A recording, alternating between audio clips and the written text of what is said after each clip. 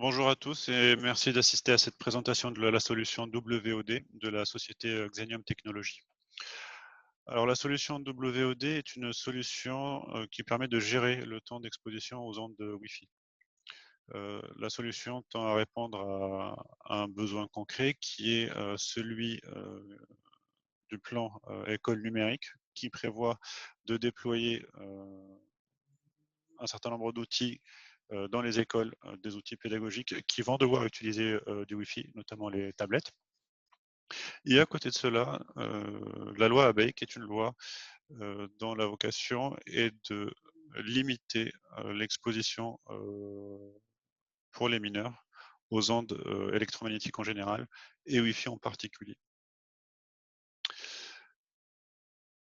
Pendant cette présentation, je vais passer en revue plusieurs éléments. Je vais vous présenter donc la philosophie de la solution WOD.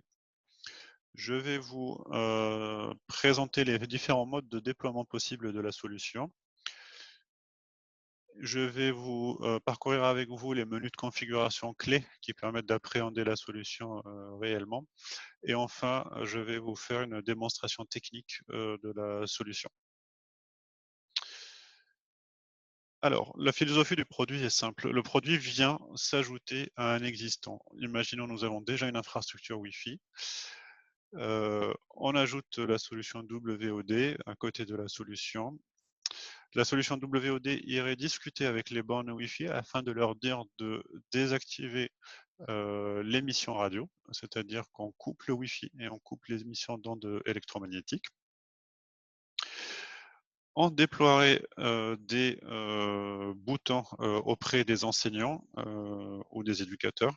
Et ces enseignants ou éducateurs, lorsqu'ils ont besoin de démarrer une activité Wi-Fi, ils ont simplement à presser sur le bouton et la solution ira discuter avec les bornes de la zone concernée, là où le bouton a été pressé, pour activer le Wi-Fi sur là où les bornes nécessaires pour couvrir cette zone. L'activation du Wi-Fi est temporisée, c'est le déploiement qui est préconisé.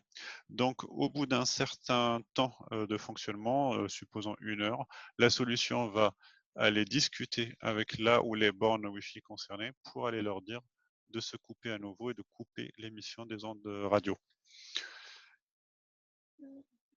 Il faut bien comprendre que les bornes restent allumées et connectées au réseau. Elles sont donc administrables et supervisables par les équipes informatiques. C'est simplement qu'elles n'émettent pas d'ondes Wi-Fi. Alors, il y a plusieurs façons de déployer la solution WOD. Tout d'abord, nous avons la brique serveur. Cette brique se déploie soit sous forme d'une machine virtuelle qui irait sur un socle de virtualisation de l'établissement ou de la commune ou du conseil départemental qui accueille, qui déploie la solution. Ou elle peut être embarquée sur un boîtier qui serait fourni par la société Xenium. Et donc on serait sur un déploiement embarqué. À côté de cela, donc nous avons les boutons. Ces boutons, ils peuvent avoir plusieurs formes, ils peuvent être déployés de plusieurs façons différentes. Ils peuvent être des boutons qu'on va considérer comme étant IP, c'est-à-dire on est clairement dans l'internet des objets, donc on aurait des boutons qui se mettraient sur le réseau, qui se connecteraient sur un port réseau alimenté en PoE. Et ces boutons, une fois connectés, iraient discuter donc avec le serveur WOD. Il y a un deuxième déploiement possible qui est un déploiement avec des boutons qu'on va dire non intelligents où on n'est plus dans cet internet des objets. Ce sont des boutons qui nécessitent un câblage dédié, RJ45, et qui se raccorderaient sur ce qu'on appelle des unités de distribution locale. Ces unités de distribution locale se mettent dans les locaux techniques et peuvent gérer chacune donc 8 boutons différents. L'avantage de cette approche, c'est que le coût, si on a un câblage qui est existant, l'aspect économique est plus avantageux. Donc, je vous montrerai après dans la démonstration comment cela se présente et comment cela peut se faire. Et enfin, Une dernière forme pour ces boutons, ils peuvent être en mode logiciel, c'est-à-dire que l'utilisateur se connecte sur une interface web et il va avoir la possibilité de cliquer pour sa salle sur la durée Wi-Fi qu'il souhaite. Et donc, on va parler de boutons logiciels. Pour mieux appréhender tout ça, je vous propose qu'on parcourt l'interface d'administration de la solution et vous allez tout de suite voir comment cela s'articule et vous allez comprendre un peu plus la logique du produit. Bon, tout d'abord, nous avons un petit dashboard qui nous donne un petit état sur notre infrastructure WOD déployée.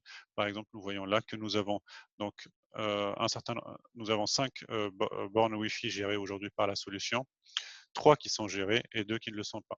Et nous voyons que sur les 3 qui sont gérées, aucune n'émet de Wi-Fi. Nous voyons aussi sur la courbe aussi qu'il n'y a pas eu de demande Wi-Fi récente. Alors, la configuration. Tout d'abord, on déclare notre infrastructure Wi-Fi ou nos infrastructures Wi-Fi. Il faut bien voir qu'on peut avoir plusieurs infrastructures Wi-Fi. Donc, on peut être dans un environnement complètement hétérogène à condition que les infrastructures Wi-Fi soient compatibles avec la solution. Donc, les infrastructures Wi-Fi compatibles, aujourd'hui, la solution est compatible avec les plus grandes références du marché. Donc, on retrouve HP Aruba avec plusieurs modes de déploiement, donc Instant Mobility Controller. On retrouve Ruckus en Smart Zone ou Unleashed. On retrouve Cisco Wireless LAN Controller, donc la solution WLC. On trouve la nouvelle gamme Alcatel Omni Access, Stellar. On retrouve la solution Wi-Fi Cloud IQ de Extreme Networks, qui n'est autre que l'ancien AeroHive qui a été racheté par Extreme Networks. Donc on le trouve à la fois en mode cloud et à la fois en mode on-prem, donc avec le Hive Manager local. La solution est également compatible avec la solution Mist de Juniper Networks ainsi que Fortinet.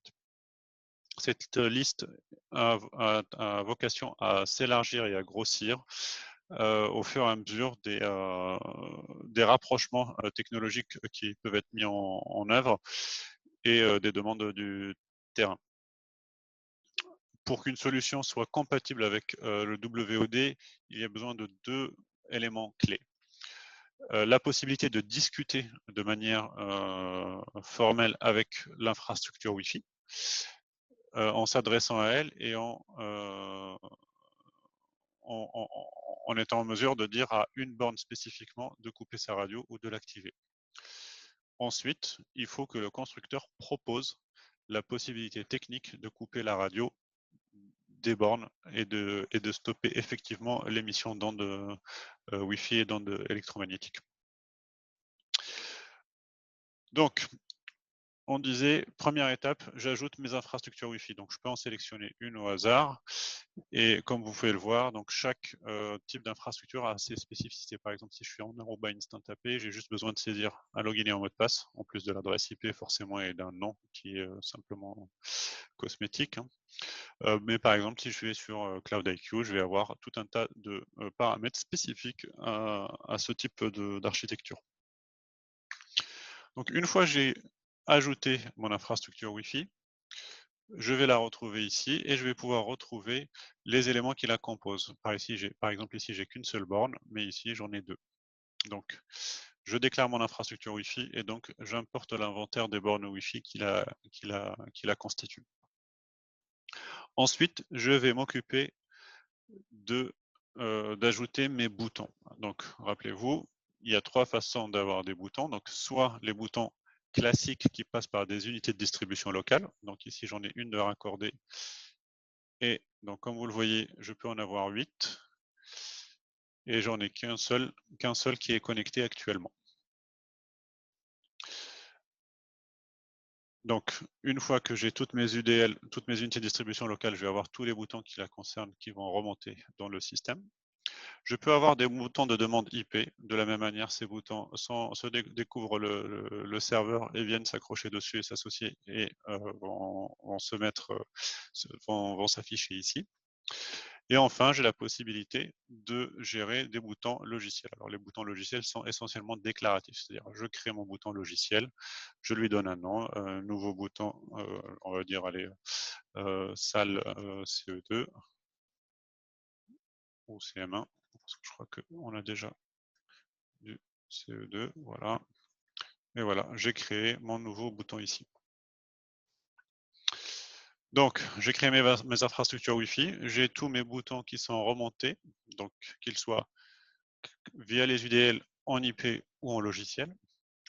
Ensuite, je vais pouvoir créer ou devoir créer des profils de zone. Un profil de zone est un profil de fonctionnement Wi-Fi. Donc, je peux fonctionner en mode temporisation, c'est-à-dire c'est le mode qu'on recommande usuellement, c'est-à-dire le Wi-Fi s'active pour une durée et s'éteint automatiquement après. Je peux également être en mode activation, désactivation. Quand j'appuie, si c'est éteint, j'allume, si c'est allumé, j'éteins.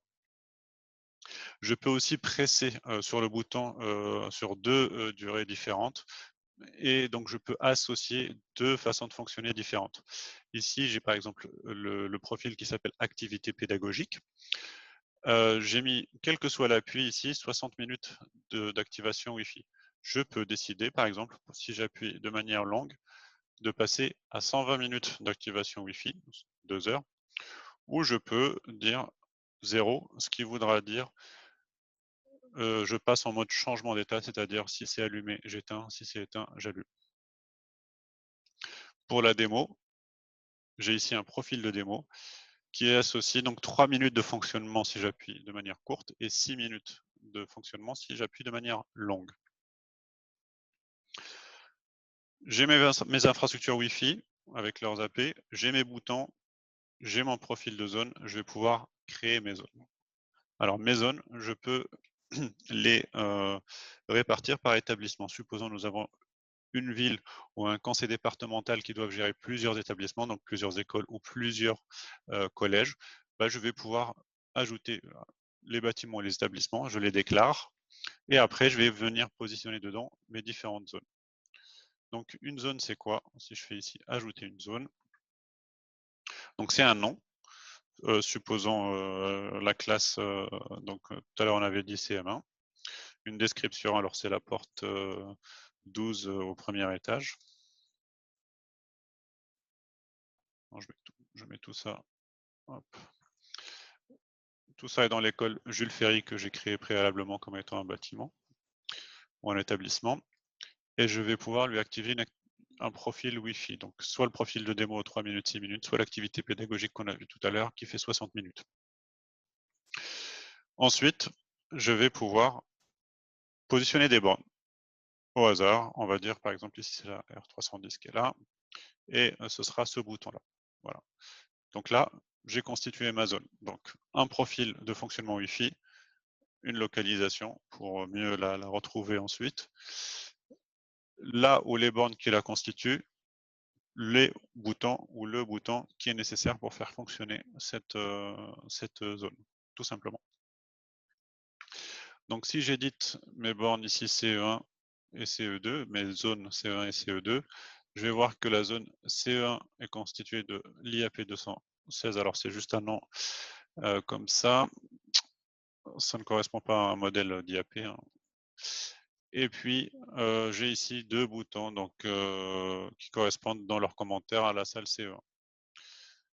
Pour l'autre zone, la zone CE2, j'ai pareil deux boutons qui la commandent. Par contre, on considère que c'est une salle qui est un peu plus grande peut-être, et donc on a deux bornes qui la couvrent. Ces bornes-là, on va les voir tout à l'heure dans la démonstration technique.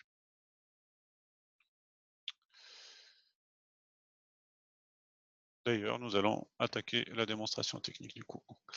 Donc, je vais vous présenter le matériel que j'ai préparé.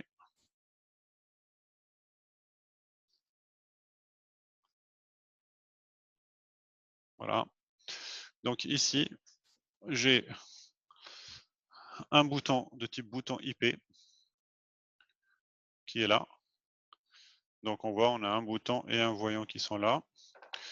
Et une borne Aruba, c'est une IAP 215. Alors j'ai choisi ce modèle de borne parce que ce modèle de borne a l'avantage d'avoir des voyants qui permettent d'indiquer l'état d'émission radio. Donc là, on voit le voyant power, le voyant réseau, et puis nous avons un voyant 5 GHz et un voyant 2,4 GHz qui correspondent à l'émission ou non du Wi-Fi. Et donc là, ils sont coupés et elles n'émettent pas. J'ai aussi choisi des bornes Alcatel parce que là, comme vous le voyez, elles ont les voyants qui clignotent. Et quand ça clignote, ça veut dire qu'il n'y a pas d'émission radio. Donc c'est un état qui n'est pas normal donc pour elles. Et donc elles clignotent. Et ici, donc j'ai un bouton de type classique. Alors pour ceux qui sont les plus bricoleurs d'entre vous, remarquant que c'est des finitions le grand mosaïque qu'on retrouve donc un petit peu partout. Ces boutons-là, donc, comme je l'ai dit tout à l'heure, se raccordent sur une unité de distribution locale en utilisant du câblage RJ45. Alors ce câblage, il s'utilise comment? C'est simple. Vous avez une prise réseau qui est dans la salle. Vous brassez cette prise réseau dans votre local technique. Vous raccordez le bouton dessus, donc en utilisant ce genre de choses. Donc il s'agit d'un convertisseur qui permet de prendre du RJ45 et qui permet de raccorder donc un bouton poussoir du marché qui est là. Donc un simple bouton poussoir avec un petit mot Wi-Fi dessus. Et puis un voyant donc avec sa connectique spécifique. Donc tout ça se branche ensemble et donc permet de raccorder ce bouton. Donc le raccord du bouton est à la portée de quelqu'un qui n'est pas formé forcément, il y a juste besoin de lui présenter comment il doit faire. Donc il raccorde le bouton.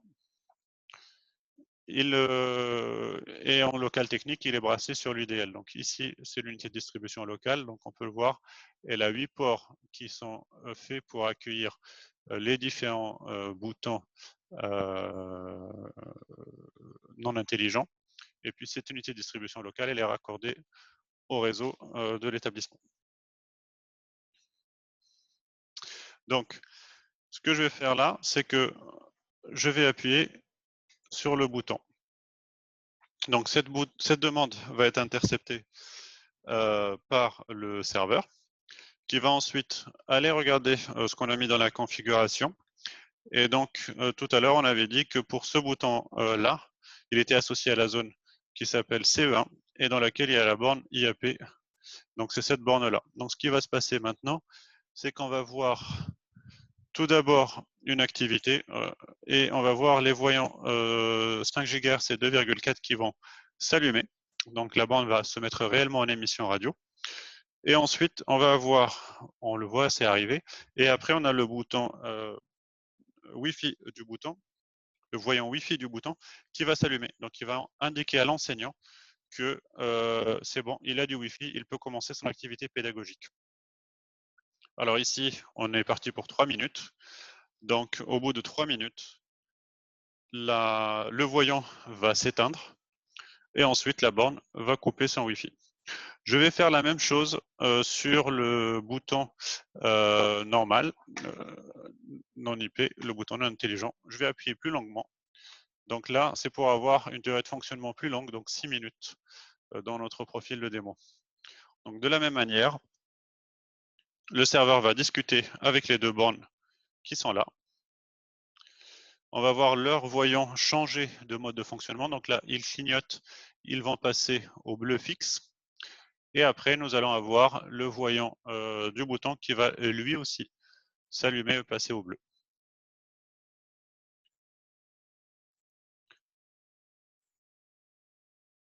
Voilà. Donc, on a l'ensemble qui s'est mis en fonctionnement en même temps. Donc, voyant bleu fixe sur la borne, idem. Et aussi sur le bouton Wi-Fi pour dire c'est bon, il y a de l'activité pédagogique. Alors, ce qui va se passer ensuite, c'est qu'on va jouer les scénarios inverses. On va avoir la partie IAP avec le bouton IP qui va s'éteindre et après on aura 3 minutes plus tard la partie Alcatel et bouton IP qui va s'éteindre également. Si je reviens sur l'interface de configuration, on va voir les états sur le dashboard et sur le et sur comment se présente le fait qu'on a des zones actives. Donc je partage l'écran. Et je coupe la vidéo. Donc si je vais sur le dashboard, je vais voir que j'ai eu donc mes deux appuis, on les voit là. J'ai 3 bornes actives désormais.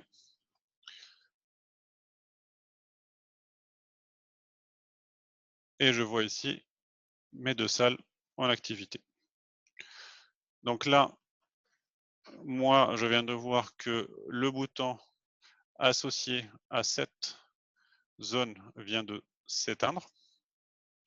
Donc ce qui laisse présager qu'on va avoir donc la borne qui va s'éteindre. Et d'ailleurs, ce qu'on va faire, c'est que je vais vous montrer comment ça se présente ici. Voilà, donc là, on a le bouton qui est associé aux bornes Alcatel qui est encore allumé, alors que le bouton IP ici, bah, il n'a plus le voyant allumé. Si on s'était connecté avant, on l'aurait vu. Tout à l'heure, quand on reviendra là, on verra que le bouton se sera éteint. Si je reviens sur le dashboard, désormais, je n'ai plus qu'une seule salle qui est allumée et je n'ai plus que 2 bornes actives, ce qui correspond aux 2 bornes Alcatel qu'on a allumées pour 6 minutes. Voilà. Comme vous l'aurez deviné, grâce à ce dispositif, on sait exactement quand est-ce qu'on allume et quand est-ce qu'on éteint chaque borne Wi-Fi. Donc, on est en mesure de sortir des graphiques et qui nous donnent l'exposition aux ondes Wi-Fi ou l'utilisation du Wi-Fi. Alors, il y en a qui aiment parler d'exposition Wi-Fi, donc ça permet de rassurer les personnes qui peuvent être électrosensibles. Ça permet de rassurer des parents qui seraient inquiets. Ça permet de rassurer ou de prouver aux politiques ou aux décisionnaires qu'on met en place des dispositifs pour limiter l'exposition aux ondes. Mais ça permet aussi à l'équipe ou aux personnes qui ont décidé de la mise en place des outils numériques de voir l'utilisation de ces outils, car on peut corréler l'utilisation de ces outils à l'activation du Wi-Fi. Donc on ne peut pas l'utiliser tant que le Wi-Fi n'est pas actif. Donc on peut corréler chaque démarrage Wi-Fi à l'utilisation d'une valise numérique ou d'un outil numérique qui est déployé dans telle ou telle salle. Alors les rapports, on peut les voir ici. Je vais choisir mon école Jules Ferry que j'ai créé tout à l'heure. Je vais générer un rapport. Et donc, je vais naviguer sur les mois. Alors là, on est sur le mois d'avril 2020. Mais si je remonte un peu plus avant, vu que c'est un outil de démo, on va voir ici que en décembre 2019, bah, j'ai une salle dans laquelle on a utilisé du Wi-Fi sur des durées qui sont relativement longues pour une utilisation réelle, concrète. Et on peut comparer ces valeurs par rapport à 8 heures d'exposition dans une salle. Voilà. Donc on peut clairement dire qu'on a une vraie valeur ajoutée et qu'on limite réellement l'utilisation du Wi-Fi dans les classes.